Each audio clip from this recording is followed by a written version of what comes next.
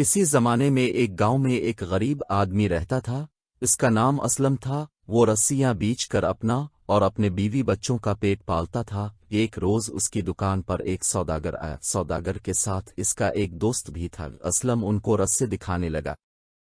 سوداگر نے اپنے دوست سے کہا، میں نے اکثر لوگوں کو دیکھا ہے کہ وہ دنیا میں ترقی اس لیے کر جاتے ہیں کہ ان پہ قسمت اچانک مہربان ہو جاتی ہے۔ اب اس آدمی کو دیکھ لو، اگر کہیں سے کوئی رقم اس کے پاس آ جائے تو اس کا کاروبار چل نکلے گا، اور یہ خود رسے بنانے کے بجائے 20 ملازم رکھ لے گا۔ معاف کرنا جناب، اسلم نے ان کی باتوں میں دخل دیتے ہوئے کہا، اب درست فرما رہے ہیں، لیکن میرے پاس اتنی رقم آئے گی کہاں سے؟ سوداگر بولا، دینے والی تو وہ پاک ذات ہے، اس نے مجھے بہت کچھ دیا ہے۔ جب میں کسی آدمی کو امداد کا حقدار دیکھتا ہوں تو اس کی ضرور مدد کرتا ہوں۔ یہ بتاؤ کہ تم کتنی رقم سے اپنا کاروبار شروع کر سکتے ہو؟ اسلم گھبرا گیا اور بولا، جناب عالی، مجھ غریب کے لیے تو صرف 20 اشرفیاں ہی کافی ہوں گی۔ سوداگر نے اپنے ہاتھ سے فوراً 20 اشرفیاں دیں اور کہا، لو اپنا کام چلاؤ، دیکھیں قسمت کہاں تک تمہارا ساتھ دیتی ہے۔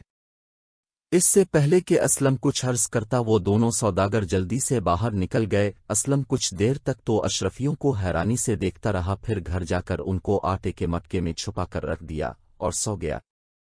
صبح اٹھ کر اس نے مٹکے کو دیکھا تو وہ غائب تھا۔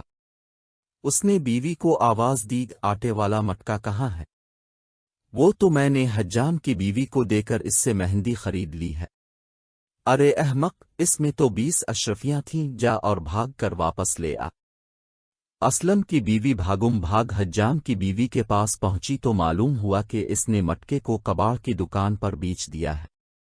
بیوی منہ لٹکائے واپس آ گئی اور سارا ماجرا بیان کر دیا۔ اسلم سر پیٹ کر رہ گیا۔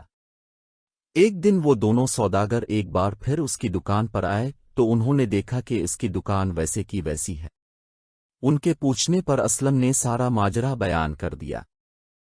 فکر نہ کرو، سوداگر نے کہا، یہ لو 20 اشرفیاں، اور اس مرتبہ دیکھتے ہیں کہ تمہاری قسمت کہاں تک ساتھ دیتی ہے۔ اسلم نے ان کا شکریہ ادا کیا اور وہ دونوں چلے گئے۔ اس مرتبہ اسلم نے اپنی بیوی کو بتا دیا اور اشرفیاں اپنے بستر کے پہلو میں باندھ دیں اور سو گیا۔ اس کے بستر کے قریب ہی دیوار میں چوہوں کا بل تھا۔ رات کو چوہے اس کے بستر کے پہلو سے اشرفیاں نکال کر اپنے بل کے اندر لے گئے۔ اسلم صبح الفاٹے تو اس نے دیکھا کہ اشرفیاں غائب تھیں۔ وہ پھر سر پیٹ کر رہ گیا۔ چند روز بعد وہ دونوں سوداگر اس سے پھر ملنے کے لیے آئے تو انہوں نے دیکھا کہ اس کی دکان کا حال ویسے کا ویسا ہی ہے، تو انہوں نے اسلم سے کہا، تم نے دوسری مرتبہ بھی اشرفیاں گنوا دیں۔ جب وہ جانے لگے تو سوداگر کے دوست نے اس سے کہا، آج ہمارے پاس اشرفیاں تو نہیں ہیں، لیکن یہ ایک سیسے کی دھات کا ٹکڑا ہے، یہ لے لو، شاید یہ تمہارے کسی کام آ سکے۔ یہ کہہ کر وہ دونوں چل دیے۔ اسلم نے گھر آ کر سیسے کا وہ ٹکڑا ایک کونے میں پھینک دیا اور اپنی قسمت پر آنسو بہانے لگا۔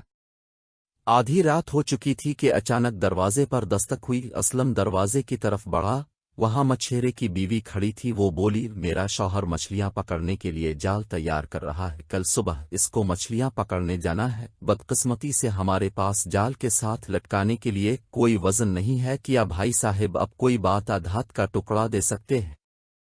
اسلم نے بغیر کچھ کہے سنے وہ سیسے کا ٹکڑا جو سوداگر کے دوست نے دیا تھا الفاٹے کر اسے دے دیا۔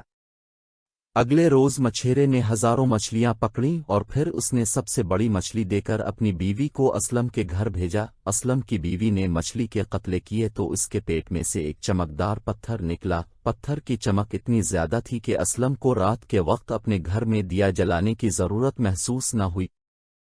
اگلے روز ان کے گھر ایک تاجر کی بیوی آئی اور اس نے اسلم کی بیوی سے دریافت کیا کہ رات تمہارے گھر میں روشنی کیسی تھی؟ بیوی نے سارا حال کہہ سنایا تو وہ کہنے لگی، اگر تم چاہو گی تو میں تمہیں 5 اشرفیاں دینے کے لیے تیار ہوں، وہ پتھر تم مجھے دے دو۔ اسلم کی بیوی نے کہا، میں اپنے شوہر سے پوچھ کر بتاؤں گی، تم کل آ جانا۔ اسلم جب گھر آیا تو اس کی بیوی نے سارا ماجرا بیان کیا۔ اسلم کہنے لگا، تم نے اچھا کیا کہ یہ پتھر اس کو نہیں دیا، وہ اس کی قیمت 5 اشرفیاں لگا رہی ہے، تو یقیناً یہ قیمتی پتھر ہوگا، وہ کل آئے گی تو تم انکار کر دینا۔ اگلے روز جب تاجر کی عورت آئی تو اسلم بھی گھر میں تھا۔ اس نے وہ پتھر دینے سے انکار کیا، لیکن عورت سودے بازی کرنے لگی۔ آخر تنگ آ کر اسلم نے عورت سے کہا کہ اگر تمہارے پاس 1000 اشرفیاں تو وہ دے دو اور یہ لے لو، منظور ہے۔ عورت نے کہا اور فوراً گھر جا کر 1000 اشرفیاں لے کر آ گئی اور پتھر لے لیا۔ اب اسلم 1000 اشرفیوں کا مالک تھا۔ اس کا کاروبار دن بہ دن ترقی کی طرف گامزن تھا۔ ایک دن وہی سوداگر دوبارہ آیا تو اسلم کے ٹھاٹ باٹ دیکھ کر حیران رہ گیا۔ تقدیر کے کھیل نرالے ہیں، جو کام اشرفیاں نہ کر سکیں وہ سیسے کے ایک بیکار ٹکڑے نے کر دکھایا۔